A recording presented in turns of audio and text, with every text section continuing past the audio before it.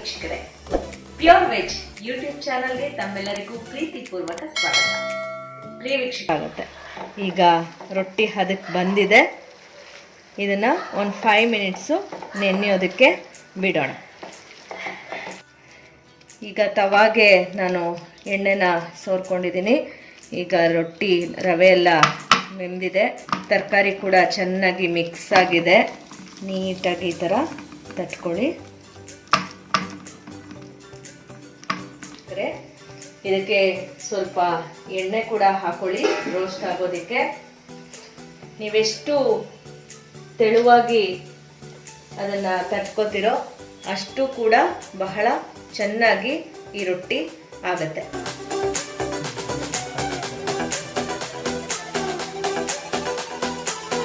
ಇದು ಬೇಯೋ ತನಕ ನಾವು ವೆಯ್ಟ್ ಮಾಡಬೇಕು.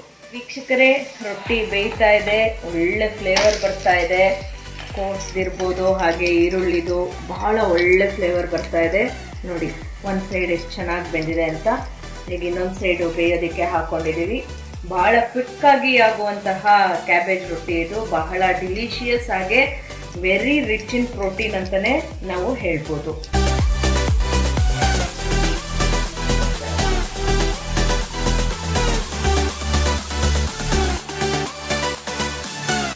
ವೀಕ್ಷಕರೇ, ಖಂಡಿತ ಈ ಸಂಚಿಕೆ ನಿಮ್ಗೆ ಇಷ್ಟ ಆಗಿರುತ್ತೆ ಅಂತ ಭಾವಿಸ್ತಾ ಮುಂದಿನ ಸಂಚಿಕೆಯಲ್ಲಿ ಮತ್ತೊಂದು ರೆಸಿಪಿಯನ್ನ ಹೊತ್ತು ತರ್ತೇನೆ. ನಮ್ಮ ಪ್ಯೂರ್ ವೆಜ್ ಯೂಟ್ಯೂಬ್ ಚಾನಲ್ಗೆ ಸಬ್ಸ್ಕ್ರೈಬ್ ಆಗೋದನ್ನ ಮರಿಬೇಡಿ. ಹಾಗೆ ಕಮೆಂಟ್ ಸೆಕ್ಷನ್ ಅಲ್ಲಿ ನಿಮ್ಮ ಕಮೆಂಟ್ ಅನ್ನ ಹಾಕೋದನ್ನ ಮರಿಬೇಡಿ. ಹಾಗೆ ನಿಮಗೆ ಬೇಕಾದಂತಹ ಡಿಶ್ ಅನ್ನು ಕೂಡ ನೀವು ಕಮೆಂಟ್ ಬಾಕ್ಸ್ ಅಲ್ಲಿ ಕೇಳಬಹುದು. ನಾವು ಅದನ್ನ ತಯಾರಿಸುವಂತಹ ಎಲ್ಲ ಪ್ರಯತ್ನವನ್ನ ಕೂಡ ಮಾಡ್ತೀವಿ ಅಂತ ಹೇಳ್ತಾ ಈ ಸಂಚಿಕೆಯನ್ನ ಇಲ್ಲಿಗೆ ಮುಕ್ತಾಯ ಮಾಡ್ತಾ ಇದ್ದೇನೆ. Signing off, doctor Sumarani Shambhu.